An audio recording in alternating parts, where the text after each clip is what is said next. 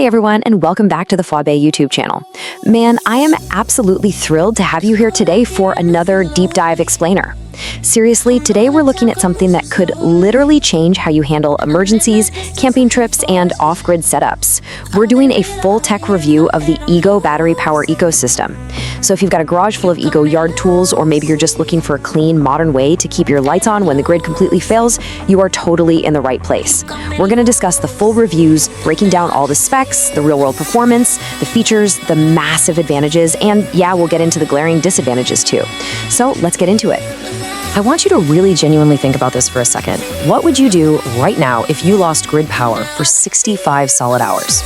Based on real-world testing from our sources, including a brutal storm outage in Wisconsin that wiped out power for nearly 3 days, this isn't just some hypothetical doomsday scenario. When the grid goes down, the clock immediately starts ticking. You've got food in your fridge, water rising in your basement sump pump, and the batteries on your vital communication devices slowly draining. The desperate need for reliable backup power is very real, and it sneaks up on you fast. For decades, right, the only answer to a blackout was dragging some heavy, gas-guzzling generator out of the shed. You know the drill, hoping the carburetor wasn't gummed up, and then just enduring that deafening roar and toxic exhaust fumes for days on end. It's awful. But this explainer is all about the modern alternative. The Ego Power Ecosystem is an indoor-safe, battery-powered solution. You can literally run these units right in your living room, literally next to your couch, with zero exhaust and practically zero noise. It's an absolute paradigm shift for extended outages and off-grid adventures.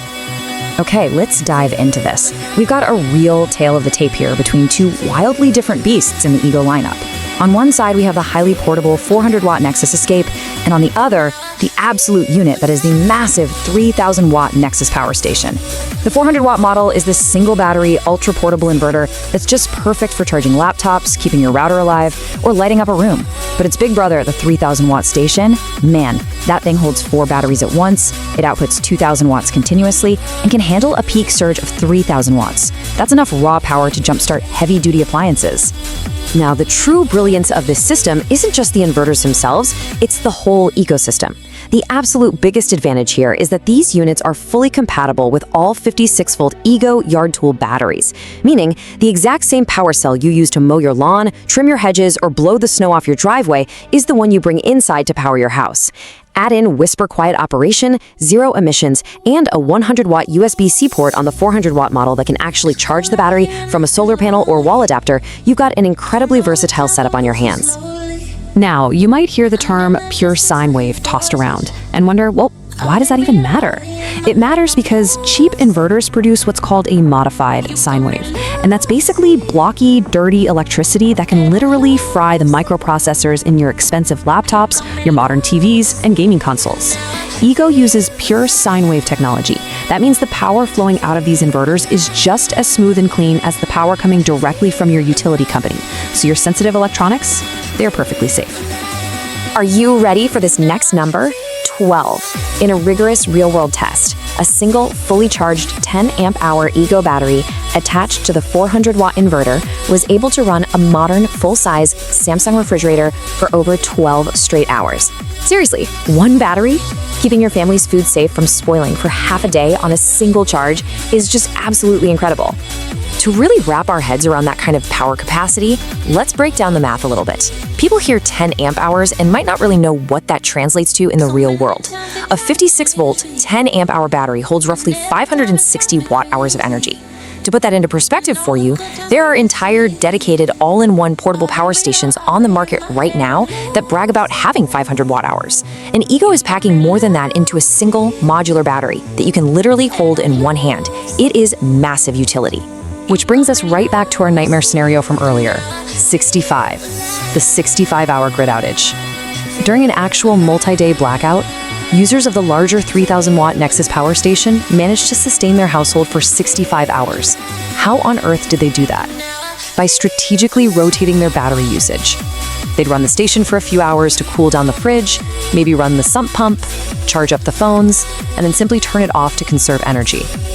This proves that with just a little bit of strategy, this ecosystem isn't just for a minor flicker in the lights, it's a legitimate disaster survival tool. And this brilliantly illustrates the raw capability of this 3,000-watt beast when it's fully loaded with 4 big 7.5 amp-hour batteries. The runtimes are just staggering. You can run a full-size refrigerator continuously for 22 hours. Want to keep the kids entertained during a storm? You're looking at running a 55-inch TV and a gaming console for 17 hours. And maybe most importantly, if your basement is flooding, it will run a 1/3 horsepower sump pump for nearly 4.5 hours continuously. That's real, tangible peace of mind right there. But hey, we need to have a quick reality check here, because batteries definitely have limits, and heat is the ultimate enemy of battery life. When testing high-drain thermal appliances, the results are pretty sobering. If you plug in a standard 1363-watt space heater, it will completely drain 2 massive 7.5 amp-hour batteries in just 30 minutes. Let me repeat that, 30 minutes.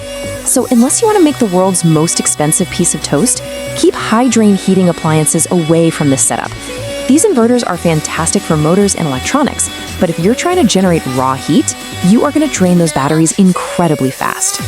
Now we have to transition into the drawbacks. And there's a specific line straight out of the manual for the 400-watt unit that highlights one of the most frustrating design flaws reported by users. It says, if the AC power output is less than 10 watts, the system will shut off automatically after 2 hours. Basically, this is an overzealous power-saving feature.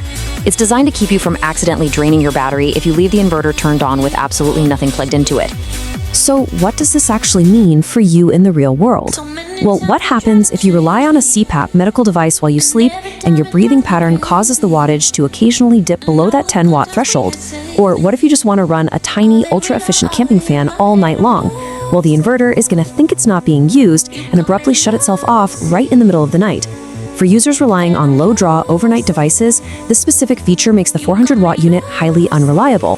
And there are a few other frustrating limitations we need to cover just to keep things perfectly impartial here. For one, the 3,000-watt station lacks pass-through charging.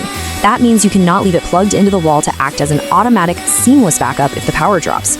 You actually have to manually turn it on. Then the 400-watt unit has this weird, stiff button that requires an awkward extended press just to wake it up. You also can't simultaneously charge the batteries via solar while outputting AC power. And lastly, let's just address the elephant in the room. This system is extremely expensive if you don't already own the batteries. Which brings us to the sheer cost of entry. The bare 400-watt inverter tool itself is relatively affordable at around $150, but a single 7.5 amp-hour battery, that alone will set you back $350. That means the fuel cell costs more than double the price of the machine itself.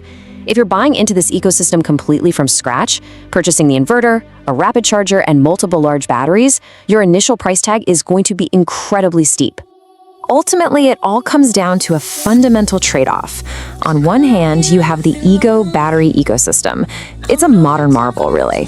It's indoor safe, completely silent, and beautifully modular. But your runtime is strictly capped by the batteries you physically have on hand. On the other hand, you have traditional gas generators. They are outdoor only, incredibly loud, and demand constant maintenance and fuel. However, as long as you have gasoline, you have power. So you're basically trading the endless runtime of a noisy gas engine for the clean, quiet, and highly convenient indoor use of batteries. So here is our final verdict. If you already have a lawnmower, a leaf blower, or a string trimmer from Ego, picking up one of these inverters is an absolute no-brainer. It is literally an unbeatable way to maximize your emergency preparedness by utilizing those expensive batteries you already have sitting in your garage. You are effectively unlocking a home backup power station for just the price of the bare tool. But if you are starting from absolute zero, you really have to ask yourself, is the EGO ecosystem your ultimate clean, grid-down backup plan, or is it just an undeniably expensive way to charge your phone in the dark? It all depends on your budget, your existing tools, and how much you value silent, indoor safe power.